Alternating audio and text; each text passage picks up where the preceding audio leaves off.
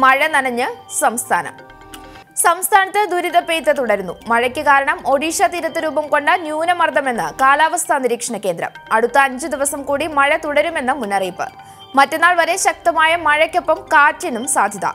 മത്സ്യത്തൊഴിലാളികൾ കടലിൽ പോകരുതെന്ന് നിർദ്ദേശം. തലസ്ഥാനത്ത് മഴയിൽ വ്യാപക നാശനഷ്ടം. പലയിടത്തും മരങ്ങൾ മറിഞ്ഞു വീണ ഗതാഗതം സ്തംഭിച്ചു. താഴ്ന്ന പ്രദേശങ്ങൾ പലതും വെള്ളത്തിനടിയിൽ. കൃഷിക്കും വൻ നാശം. റെയിൽവേ ട്രാക്കിൽ വെള്ളം കയറിയതിനെ തുടർന്ന് തിരുവനന്തപുരത്ത് നിന്ന് പുറപ്പെടേണ്ട ട്രെയിനുകൾ വൈകുന്നു. ജില്ലയിലെ നെയ്യാർ, അരുവിക്കര, പേപ്പാറ ഡാമുകളുടെ ഷട്ടറുകൾ തുറന്നു. നദിയുടെ തീരങ്ങളിൽ താമസിക്കുന്നവർക്ക് ജാഗ്രതാ നിർദ്ദേശം നൽകി ജില്ലാ ഭരണകൂടം. അതിനിടെ പൊട്ടിവീണ വൈദ്യുതി ലൈനിൽ നിന്ന് ഷോക്കേറ്റ് തിരുവനന്തപുരം നാലാഞ്ചിറയിൽ വയോധികൻ മരിച്ചു.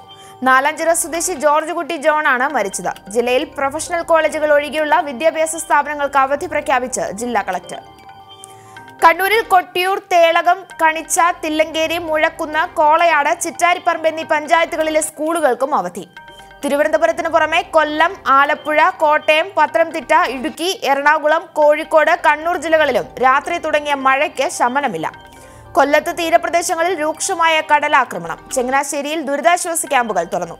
കോഴിക്കോട് ഈങ്ങാപ്പുഴ കരകവിഞ്ഞു. തലയോട് റോഡിൽ മണ്ണിടിഞ്ഞ് ഗതാഗത സ്തംഭനം.